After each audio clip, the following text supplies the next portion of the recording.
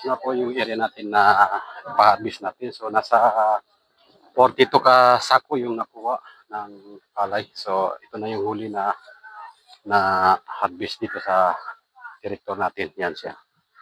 Yan. So nakuha nito ng 35 yung gel lang na area. Tapos yung doon sa unahan, 10 ka sako yung nakuha. So yan mga kagitong palad, tingnan natin yung area na dinaanan ng harvester. So, ang daming daga na nakuha sa ating area. Kung hindi lang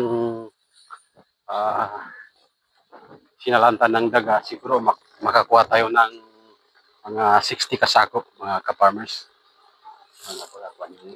Yan na natin. Yan.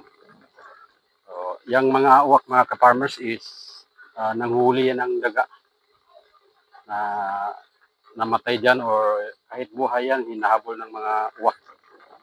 Nakakatulong din yan sa mga daga na yan kumakain sa palay natin.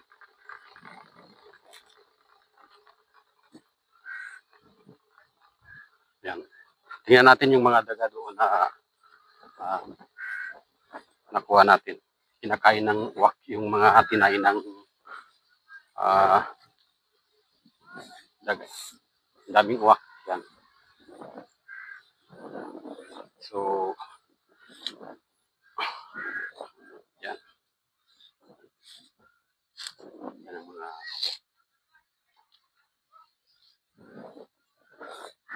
so, pati yung uwak, mga ka-farmers, kumakain din ng mga kuhol pagka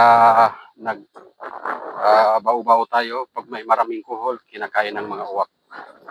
So, isa rin yan sa nakakatulong sa pagpuksa sa mga peste sa ating palay. So, yan. Lahat ng yung daga dito na napatay natin, kinain ng uwak. Yan, dami nila. So, isang linya na lang matatapos na yung area doon sa unahan sa ating ganito. Yan. So, yan ang update natin, mga ganitong palad sa ating area dito. So, ang presyo ng palay ngayon, mga ka-farmers, is nasa 13 per kilo. So, nakakadismaya rin sa atin na ang kataas na ng bilihin, yung mga fertilizer natin, yung mga gamot natin is napakataas na. Tapos pag nagbenta tayo ng palay is napakamura. So 13 per kilo yung palay dito sa banda sa amin, sa location dito sa may farm. Yan yung mga naghahakot ng palay natin, mga ka-farmers. So mga motor na kumakarga ng 2 sako o mga kalabaw. So, isa sa mga kapwa natin farmers dito.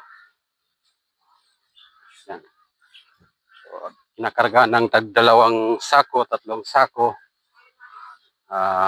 Nakakaya ng mga motor na yan.